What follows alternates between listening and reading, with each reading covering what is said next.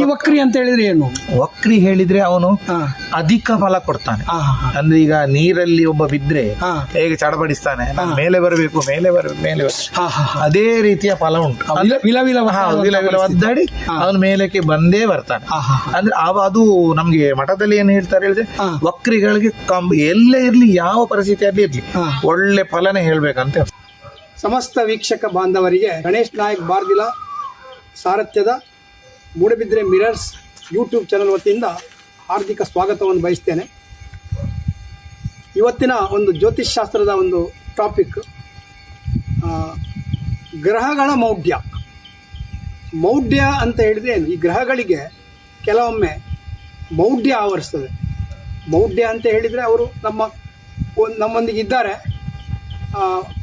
ಉಡುಪಿಯ ಗುರುಪರಂಪರಾ ಜ್ಯೋತಿಷ್ಯ ಕೇಂದ್ರದ ಖ್ಯಾತ ಜ್ಯೋತಿಷರಾದಂತಹ ಆರೂರು ಕಿರಣ್ ರಾವ್ರವರು ಅವರು ಈ ಬಗ್ಗೆ ನಮಗೆ ಮುಂದಿನ ಒಂದು ಹಂತದಲ್ಲಿ ತಿಳಿಸಿಕೊಡ್ಲಿಕ್ಕಿದ್ದಾರೆ. ಈ ಗ್ರಹಗಳಿಗೆ ಮೌಢ್ಯ ಅಂತ ಹೇಳುವಂಥದ್ದು ಇದೆ, ಗ್ರಹಗಳು ಅಸ್ತರಾಗುವಂಥದ್ದು ಇದೆ. ಅಂದರೆ ಅದು ವೃದ್ಧಾಪ್ಯದ ಅವಸ್ಥೆ ಅಂತ ಹೇಳ್ತೇವೆ ಅಥವಾ ಮೃತಾವಸ್ಥೆ ಅಂತ ಹೇಳ್ತೇವೆ. ಈಗ ಒಂದು ಉದಾಹರಣೆಗೆ ಏನಂತ ಹೇಳಿದರೆ, ಕಳೆದ ಜೂನ್ ಮತ್ತು ಜುಲೈ ಮಧ್ಯಭಾಗದಲ್ಲಿ ಗುರುಮೌಢ್ಯ ಅಂತೇಳಿ ಬಂದಿತ್ತು. ಆ ಗುರುಮೌಢ್ಯ ಅಂತ ಹೇಳಿ ಬಂದಾಗ ನಮ್ಮ ಜನ ಸ್ವಲ್ಪ ಅಲರ್ಟ್ ಆಗ್ತಾರೆ. ಯಾಕಂತ ಹೇಳಿದರೆ, ಅದು ಗುರುಮೌಢ್ಯ ಬಂದರೆ ಅಲ್ಲಿ ಮದುವೆಗಳು ಆಗೋದಿಲ್ಲ, ಮದುವೆಗಳಿಗೆ ಯಾವುದೇ ಒಂದು ಅಲ್ಲಿ ಮುಹೂರ್ತಗಳು ಇಲ್ಲ ಅಂತೇಳಿ. ಹಾಗೆ ಇನ್ನು ಮುಂದಕ್ಕೆ ಬರುವಂಥದ್ದು ಮದುವೆ ಬ್ರಹ್ಮೋಪದೇಶ ಮುಖ್ಯವಾಗಿ ಬ್ರಹ್ಮೋಪದೇಶ ಉಪನಯನಗಳು ಆಗುದಿಲ್ಲ ಅಂತೇಳಿ. ಹಾಗೆ ಇನ್ನು ಸ್ವಲ್ಪ ಒಂದು ತಿಂಗಳು ಬಿಟ್ಟು ದೊಡ್ಡ ಪ್ರಶ್ನೆ ಮಾಡ್ಲಿಕ್ಕಿಲ್ಲ. ಹೌದು, ಡಿಸೆಂಬರ್ 16ರಿಂದ ಫೆಬ್ರವರಿ 2ರವರೆಗೆ ಇನ್ನು ಬರುವಂಥದ್ದು ಶುಕ್ರಮೌಢ್ಯ. ಈ ಶುಕ್ರಮೌಢ್ಯ ಅಂತ ಹೇಳಿದ್ರೆ ಶುಕ್ರಕ್ಕೆ ನಾವು ವಿವಾಹಕ್ಕೆ ಕಾರಕತ್ವ ಕೊಡ್ತೇವೆ. ಹಾಗಾಗಿ ಡಿಸೆಂಬರ್ನಿಂದ ಫೆಬ್ರವರಿಯವರೆಗೆ ವಿವಾಹ ಮುಹೂರ್ತಗಳು ಇಲ್ಲ. ಈಗ ಕಿರಣ್ ರಾವ್ರವರು ಹೇಳಿದ ಹಾಗೆ ಪ್ರಶ್ನಾಶಾಸ್ತ್ರ, ಯಾವುದೇ ಒಂದು ನಮ್ಮ ಸನಾತನ ಪರಂಪರೆಯ ಒಂದು ಶಾಸ್ತ್ರ ನೋಡಬೇಕಾದ್ರೆ, ಅಂದರೆ ಈ ಜ್ಯೋತಿಷಾಸ್ತ್ರ ಅಥವಾ ಪ್ರಶ್ನೆ ಹಾಕಬೇಕಾದ್ರೆ ಅಲ್ಲಿ ಮೌಢ್ಯಗಳು ಅಡ್ಡಿ ಬರ್ತವೆ. ಹಾಗಾಗಿ ಇದರ ಬಗ್ಗೆ ನಾವು ಹೆಚ್ಚಿಗೆ ತಿಳಿದುಕೊಳ್ಳುವ. ಗ್ರಹಗಳ ಮೌಢ್ಯ ಅಂದರೆ ಏನು, ಗ್ರಹಗಳು ಅಸ್ತರಾಗುವುದು ಅಂತ ಹೇಳಿದರೆ ಏನು, ಆಮೇಲೆ ಅದರ ಒಟ್ಟಿಗೆ ಗ್ರಹಗಳು ವಕ್ರಿ ಆಗುವುದು ಇದೆ. ಆ ವಕ್ರಿ ಅವಸ್ಥೆ ಅಂತ ಹೇಳಿದರೆ ಏನು, ಇವೆಲ್ಲವನ್ನು ಸವಿಸ್ತಾರವಾಗಿ ತಿಳಿಸಲಿಕ್ಕೆ ಬಂದಿದ್ದಾರೆ ದೂರದ ಉಡುಪಿಯಿಂದ ಖ್ಯಾತ ಜ್ಯೋತಿಷರಾದಂತಹ ಆರೂರು ಕಿರಣ್ ರಾವ್ರವರು. ಅವರನ್ನು ನಮ್ಮ ಯೂಟ್ಯೂಬ್ ಚಾನಲ್ ಪರವಾಗಿ ಹೃತ್ಪೂರ್ವಕವಾಗಿ ಸ್ವಾಗತಿಸಿದ್ದೇನೆ. ನಮಸ್ಕಾರ. ನಮಸ್ತೆ ಕಿರಣ್ ಮಿರರ್ ಚಾನಲ್ ಅವರಿಗೂ, ಗಣೇಶ್ ಬಾರ್ದಿಲ್ಲ ಹಾಗೂ ರಾಘವೇಂದ್ರ ಭಂಡಾರ್ಕರ್ ಅವರಿಗೆ ತುಂಬ ನಮಸ್ಕಾರಗಳು. ಹಾಗೆ ಇವತ್ತು ಕೇಳಿದ್ರಿ ಹಸ್ತಗ್ರಹ ಮೌಢ್ಯ, ಹಾಗೆ ಅದಕ್ಕೆ ಇನ್ನೊಂದು ಹೆಸರು ಭೃತ್ಯಾವಸ್ಥೆ ಅಂತ. ಗ್ರಹಗಳ ಭೃತ್ಯಾವಸ್ಥೆ ಅಂದರೆ ಈ ಗ್ರಹಗಳು ಸಂಚಾರದಲ್ಲಿ ಇಲ್ಲದೆ ಅವರು ಸ್ಟಬ್ ಅವ್ರನ್ನ ಅಲ್ಲಿ ಸ್ತಬ್ಧ ಅಲ್ಲಿ ನಿಂತದ್ದು ಹೇಳಿದ್ರೆ ಅದಕ್ಕೆ ನಾವು ಭೃತ್ಯಾವಸ್ಥೆ ಹೇಳ್ತೇವೆ. ಈಗ ಒಂದು ಮಗು ಹುಟ್ಟುವಾಗ ಯಾವುದೇ ಒಂದು ಲಗ್ನ ಇತ್ತು, ಒಂದು ಗ್ರಹ ಸೂರ್ಯನ ಅತಿ ಸಮೀಪ ಬಂದಾಗ ಒಂದು ಡಿಗ್ರೀಸ್ ಉಂಟು, ಅತಿ ಸಮೀಪ 8 ಡಿಗ್ರಿಯ ಒಳಗೆ ಅಲ್ಲಿ ಬರುವಾಗ ಆ ಗ್ರಹವು ಮೌಢ್ಯವನ್ನು ಪಡ್ಕೊಳ್ತದೆ. ಮೌಢ್ಯ ಹೇಳಿದ್ರೆ ಚಲನೆ ಇಲ್ಲ, ಏನೂ ಇಲ್ಲ, ಸ್ತಬ್ಧ. ನಾವೀಗ ಮಠದಲ್ಲಿ ನಾವು ಜ್ಯೋತಿಷ್ಯವನ್ನು ಕಲಿಯುವಾಗ ನಮ್ಗೆ ಏನ್ ಹೇಳಿಕೊಡ್ತಾರೆ ಹೇಳಿದ್ರೆ, ಮೌಢ್ಯ ಗ್ರಹರ ಬಗ್ಗೆ ಏನಾದ್ರೂ ವಿಚಾರ ಬಂದ್ರೆ ಪೂರ್ಣವಾಗಿ ನಿಷ್ಫಲ ಹೇಳ್ಬೇಕಂತ ಉಂಟು. ಫಲ ಹೇಳಲಿಕ್ಕೇನೆ ಇಲ್ಲ. ಅದು ಮುಂದೆ ಇರ್ಲಿ ಹಿಂದೆ ಇರ್ಲಿ, ಕೆಲವೊಂದು ಪುಸ್ತಕಗಳಲ್ಲಿ ಲೇಖೆ ಬರ್ದುಂಟು, ಅಂದ್ರೆ ಮುಂದೆ ಇದ್ರೆ ಒಳ್ಳೆ ಫಲ, ಹಿಂದೆ ಅದಿಲ್ಲ. ನಮ್ಗೆ ಹಾಗೆ ಕಳಿಸಲಿಲ್ಲ.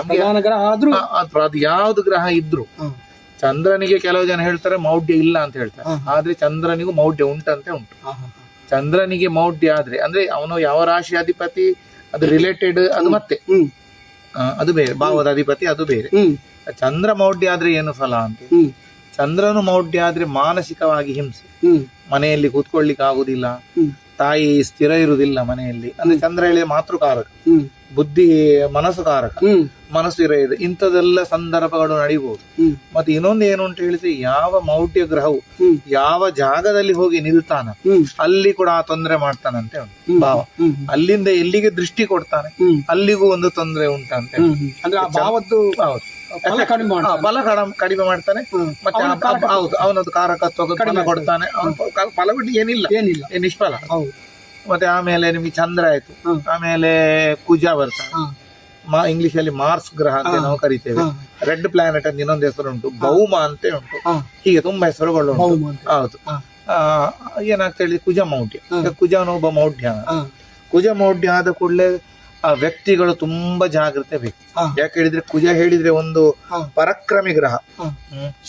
ಶೌರ್ಯಕ್ಕೆ, ಗರ್ವಕ್ಕೆ, ಕಲಹಕ್ಕೆ ಎಲ್ಲವೂ ನಾವು ಕುಜನ ಬೆಂಕಿ ಅಂತ ಹೇಳ್ತೇವೆ, ಕರೆಂಟ್ ಅಂತ ಹೇಳ್ತೇವೆ, ಎಲೆಕ್ಟ್ರಿಸಿಟಿ ಅಂತ ಹೇಳ್ತೇವೆ. ಈಗ ನಾವು ಹೇಳ್ತೇವೆ ಒಂದು ಕುಜ ಮೌಢ್ಯ. ಅವನು ಎಲ್ಲಿ ಇದ್ದಾನೆ ಅಲ್ಲಿಯ, ನಾನು ಆಗ ಹೇಳಿದೆ ನಿಮ್ಗೆ ಭಾವಕ್ಕೆ ಒಂದು ನಾನು ಮಧ್ಯದಲ್ಲಿ ಹೇಳ್ತೇನೆ. ಈ ನೀವು ಮೌಢ್ಯದಲ್ಲಿ ಚಂದ್ರನಿಗೆ ಬಿಟ್ಟು ಅಂತ ಹೇಳಿದ್ರಿ, ಹಾಗಾದ್ರೆ ರವಿಗೆ ಸಹ ಮೌಢ್ಯ ಏನಾದ್ರು? ಇಲ್ಲ, ರವಿಗೆ ಮೌಢ್ಯ ಇಲ್ಲ. ರವಿಯಿಂದ ಎಲ್ಲವೂ ನಡೆಯುತ್ತೆ.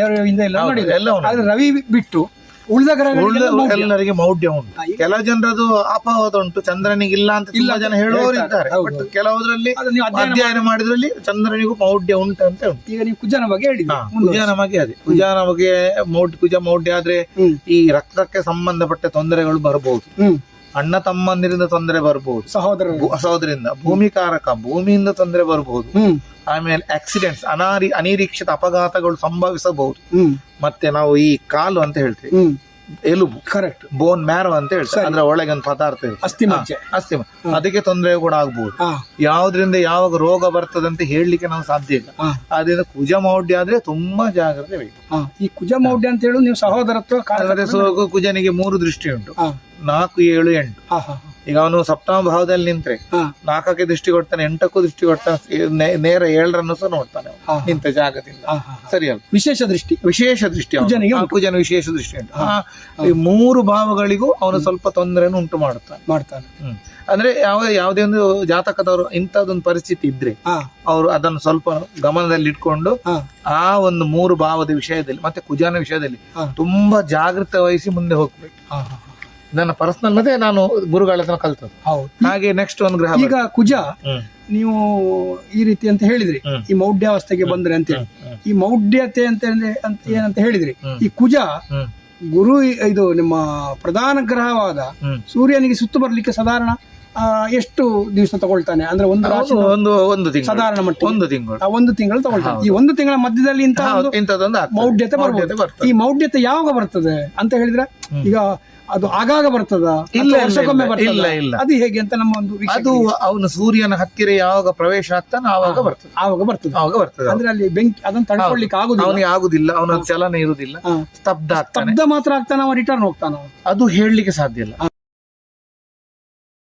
ಕೆಲವೊಮ್ಮೆ ವಕ್ರಿ ಆಗ್ಲಿಕ್ಕೂ ಚಾನ್ಸಸ್ ಉಂಟು, ಇಲ್ಲ ಅಂತ ನಾವು ಅದನ್ನು ಹೇಳಲಿಕ್ಕೆ ಆಗುದಿಲ್ಲ. ಈ ವಕ್ರಿ ಅಂತ ಹೇಳಿದ್ರೆ ಏನು? ವಕ್ರಿ ಹೇಳಿದ್ರೆ ಅವನು ಅಧಿಕ ಫಲ ಕೊಡ್ತಾನೆ.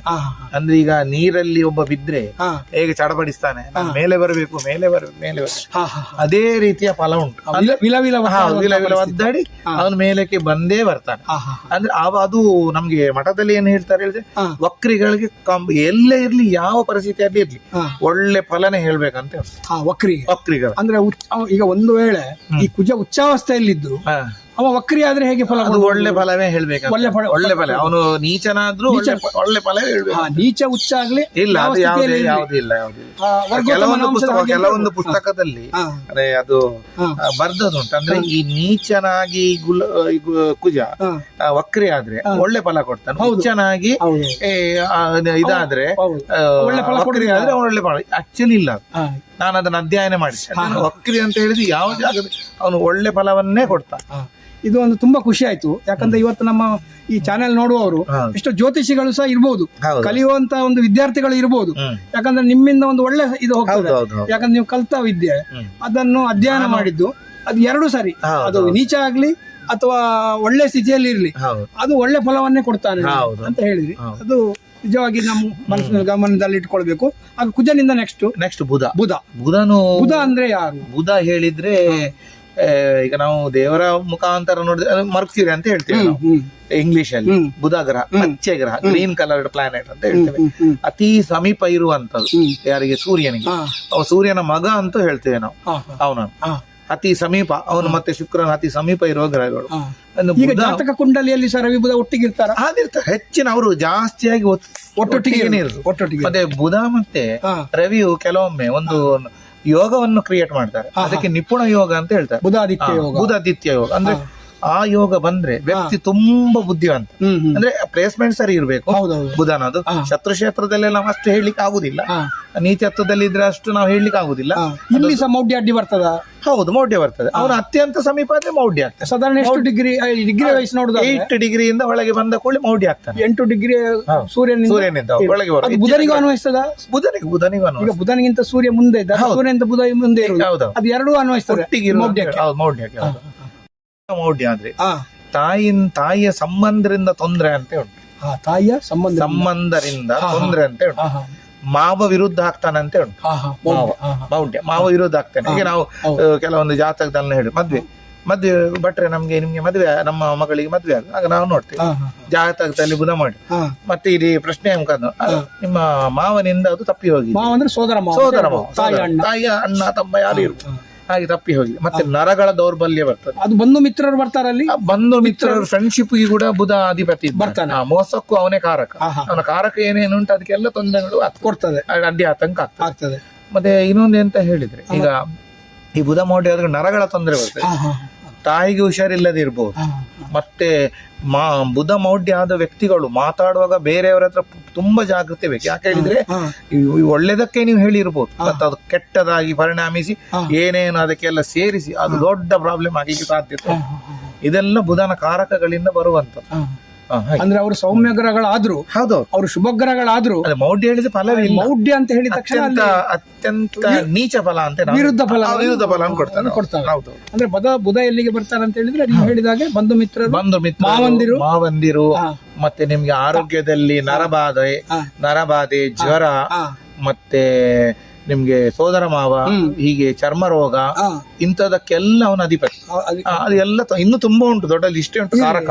ಅದಕ್ಕೆ ಎಲ್ಲ ತೊಂದರೆ ನಮ್ಮ ವೀಕ್ಷಕ ಬಾಂಧವರು ಅರ್ಥ ಮಾಡಿಕೊಳ್ತಾರೆ ಅಂತ ಎಣಿಸ್ತೇನೆ. ಅಂದ್ರೆ ಇನ್ನು ನಾವು ಎಪಿಸೋಡ್ ಮಾಡ್ತೇವೆ, ಇದರಲ್ಲಿ ಡಿಬೇಟ್ ಮಾಡ್ತೇವೆ. ಅದು ಈಗ ಸಾಧಾರಣ ಮಟ್ಟಿಗೆ ಒಂದು ನಾಲೆಜ್ ಅನ್ನು ನಮ್ಮ ಕಿರಣ್ ರಾವ್ ಅವರು ಕೊಡ್ತಾ ಇದ್ದಾರೆ. ತುಂಬಾ ಚಂದವಾಗಿ ನಮ್ಮ ವೀಕ್ಷಕ ಬಂಧುಗಳಿಗೆ ಹೇಳಿದ್ದೀರಿ. ಮುಂದಿನ ಇದರಲ್ಲಿ ಇನ್ನಷ್ಟು ಹಲವು ವಿಚಾರಗಳನ್ನು ನಾವು ಹೊತ್ತುಕೊಂಡು ತಮ್ಮ ಎದುರಿಗೆ ಬರಲಿಕ್ಕಿದ್ದೇವೆ. ಇಷ್ಟು ಹೊತ್ತು ತುಂಬಾ ತಾಳ್ಮೆಯಿಂದ ನಾವು ಕೇಳಿದ ಪ್ರಶ್ನೆಗಳಿಗೆ ತುಂಬಾ ಖುಷಿಯಿಂದ ತುಂಬಾ ವಿಸ್ತಾರವಾಗಿ ನಮಗೆ ಉತ್ತರ ಕೊಟ್ಟಿದ್ದೀರಿ. ಪೂರ್ವಕ ಧನ್ಯವಾದಗಳು. ನಮ್ಮ Ganesh Nayak Bardila, Moodabidri mirror channel YouTube ವತಿಯಿಂದ ಎಲ್ರಿಗೂ, ನಮ್ಮ ಪ್ರೇಕ್ಷಕರಿಗೂ, ವೀಕ್ಷಕ ಬಂಧುಗಳಿಗೂ ಹೃತ್ಪೂರ್ವಕವಾದ ಧನ್ಯವಾದಗಳನ್ನು ಅರ್ಪಿಸ್ತೇನೆ.